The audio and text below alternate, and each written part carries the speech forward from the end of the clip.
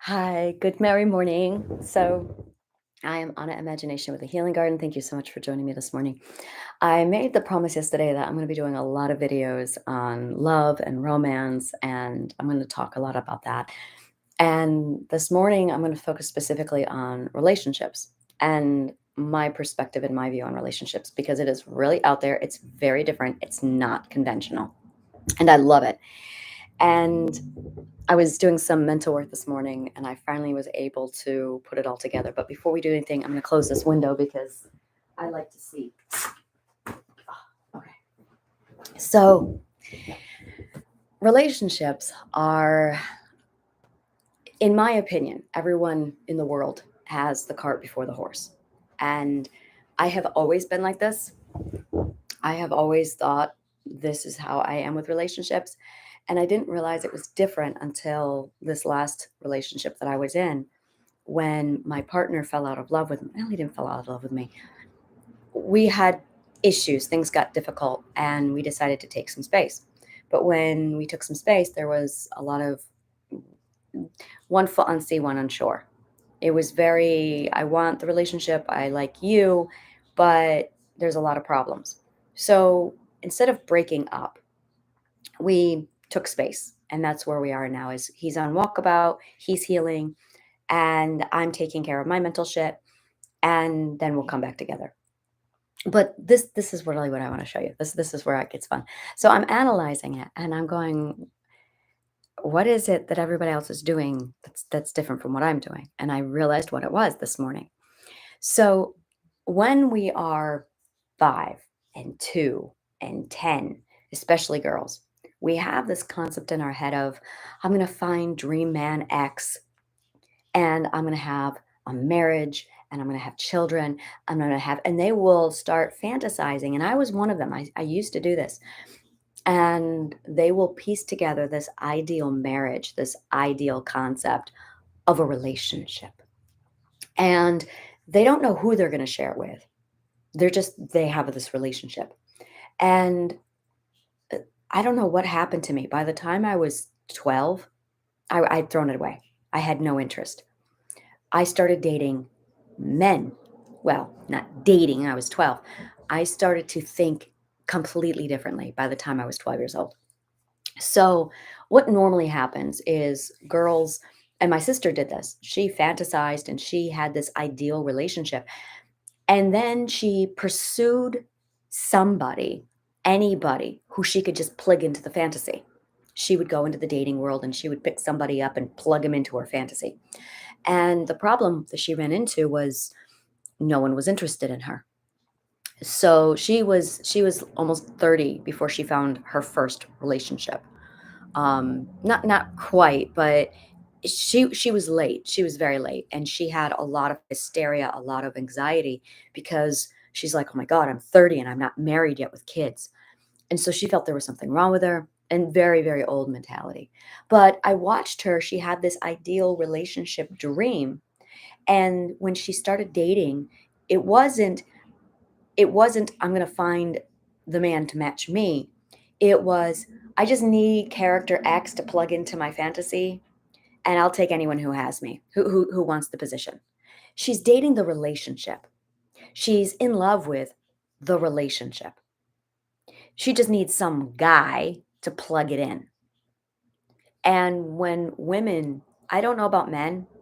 I really don't know about men, so I'm going to speak to about women here because I don't know about men. But women have this concept of I want this relationship. And I don't really give a shit about the guy. He's got to be tall, he's got to be rich, but I don't give a shit about the guy. This is about the relationship. So really, before a woman even finds a partner, she already has a relationship with her relationship. And all she needs is generic dude X to plug in because she has her ideal. It's her dream relationship. And then this guy comes in and she structures and breaks every bone in his body to try and get him to fit her into her relationship and herself. And that's why a woman goes in and wants to change a man so much is because she needs him to conform to her relationship with her relationship. So when a man walks into a relationship, I wait for it. when a man walks into a relationship with a woman, in most cases, she's already dating someone else, and he's literally the third wheel. She's dating the relationship, and he's just the extra thing, supposed to be playing this role for her. For me, I don't want a relationship. I don't pursue relationships.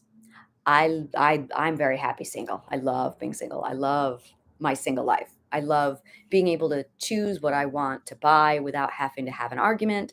I love going and saying, I like that this much. And so I get it. And I don't have to explain myself to anybody. So I'm huge on let me be single, get out of my way, and leave me alone. What I end up doing is, and I don't pursue. For me, there's no chase. I do not pursue. So what I do is I basically go out into the world and I just have fun and I just meet people.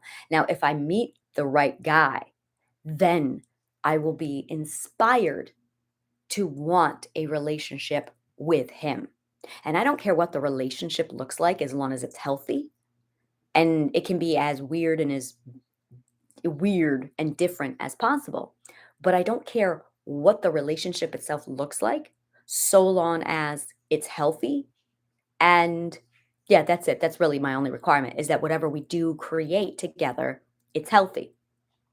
So for me, it's, I'll go along and I'll be like dating and I'll be hopping all over the place. And then I'll go through periods of, you know what, I just kind of want to be alone. But then I'll meet this guy and I will be inspired to fall in love with him. And then I will be inspired to desire a relationship with him. And even then, when we enter the relationship, it's, what do you want this to be? What do you want it to look like? And the guy that I'm with really needs to, no, not really. I was going to say, does he need to give me input? On it, we wing it. We really wing it. And if we don't like something, we change it. So when I walked into my relationship with the love of my life, my perfect fifth, it was, what kind of a relationship do you want? There was that kind of a conversation that we had. And he was very much let's figure it out and let's wing it. But we made 4 promises to each other. 4. The first promise was, he said, I want you in my life. And I don't care how many different kinds of relationships we need to try. I don't care how many different ways we need to structure the relationship, redefine it. I don't care if we have to try all of the relationships. I want you in my life for the rest of my life. And we might have to try 5 or 10 different types of relationships. We might have to try friendship. We might have to try friends with benefits. We might have to try, he just wants me in my life, in his life. And I went, okay. So that's the first promise. That's the core promise that underlines our entire relationship, is working together so that something will work, and not giving up on each other just because one type of relationship didn't work. So we're going to set that promise aside. After that, we came up with 3 promises. And these were things that we came up with as we fell in love and as the relationship developed. Promise number 1 was forgive. He's allowed to make mistakes. I'm allowed to make mistakes. It's that simple. Forgive. Allow mistakes. Always forgive. He can do no wrong. Now, I am not talking about sacrificing standards for abuse. Those are deal breakers. We are not talking about these promises are a higher priority than our safety and our health. Remember, the goal is it has to be a healthy relationship. The minute it stops being healthy, all bets are off. And that's why we're taking a break. The promises are still there, but we're trying something different now. And we have to reset. So we're taking the space to reset, to try and come back together again later. But it has to be a healthy relationship. So the first one is forgive. The second one is be flexible. If you are adamant about your ways and there's no negotiation, you're going to break. I vision myself as being a willow tree, because willow trees are very flexible in the wind and they bend and they move. And that is, it's be grounded as a tree, but be as flexible as the willow. Because people change, there's a lot of adjustment going on. People make mistakes. And it's when you are rigid and strict that you end up breaking. The third thing is always allow for growth between him and me. I allow him growth, he allows me growth. And the reason why is because people grow, people change. And if you do not allow your partner to grow, then you are going to end up basically shedding a shell that you've outgrown. And those are your options. Either the shell grows with you, or you have to shed the shell and go find a different relationship. But if you allow for growth, you are no longer a crab shell containing the crab. You're growing with your partner. So allow for growth, always forgive, and be flexible. Now, the other thing, this is kind of like a footnote that we have between us is my sexuality is not owned by him and his sexuality is not owned by me. So that we have an open relationship. I don't want it. I don't need it. I don't care. But he's free to go off and do whatever he wants. And if he chooses to be monogamous, okay. I've chosen to be monogamous because that's how I love. That's my style of love. I don't like to be polyamorous.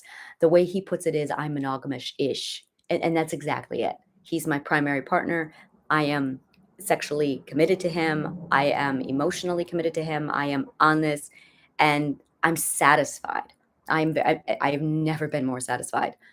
So it's this concept of this is the relationship that he and I invented together, that we built together. And I didn't go out and pursue a relationship.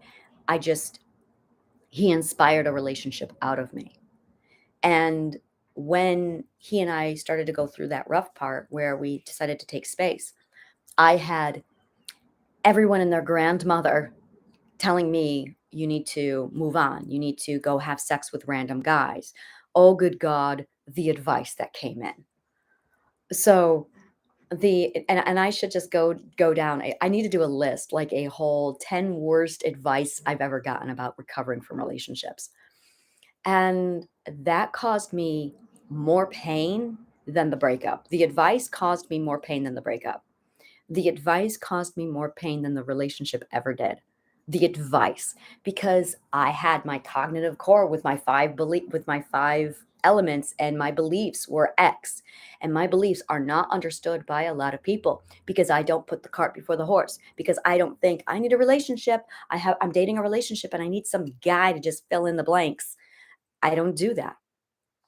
So what ends up happening is I have people who think like that, who come in and tell me, you need to put your relationship before a man. You need to just go out and find a man to plug into your relationship. And I'm going, that's not how it works.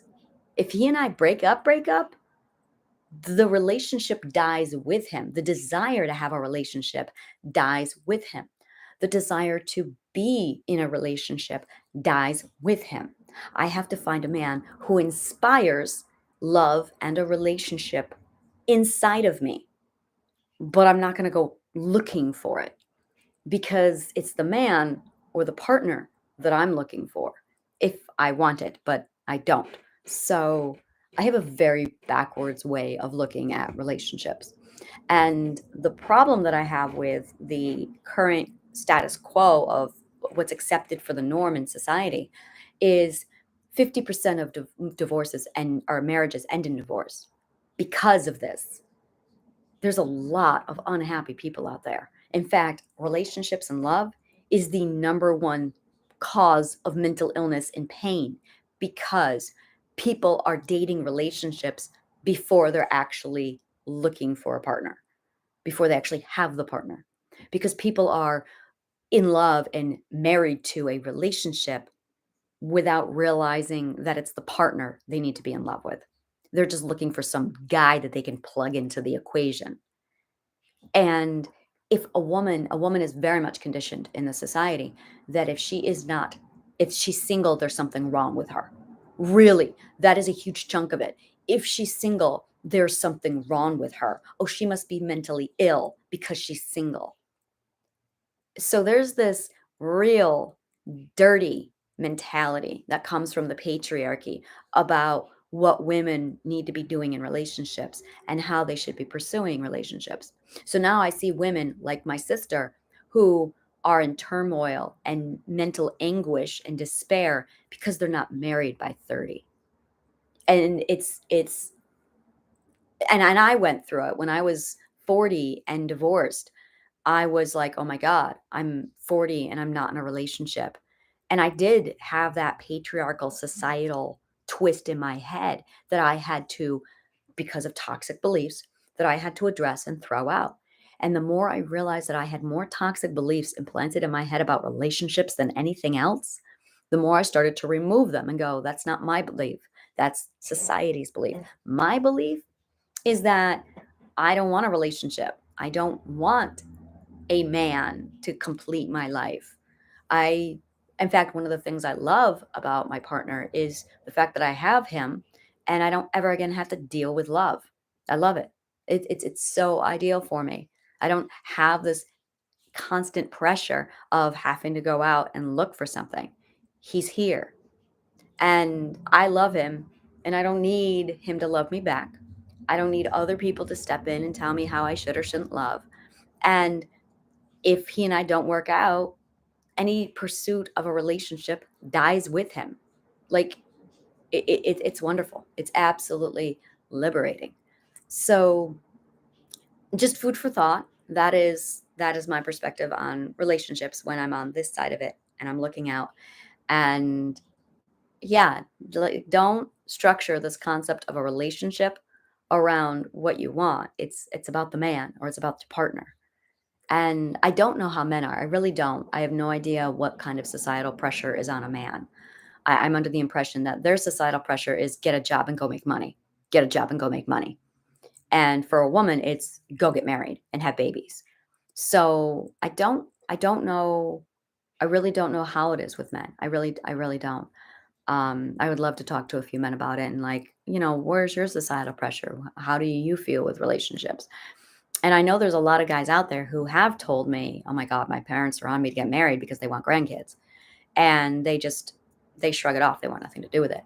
So that is my 2 cents on this, and I'm gonna leave it there. So thank you so much for your time. As always, this is Anna Imagination with the Healing Garden. All the links are below. Thank you for your time.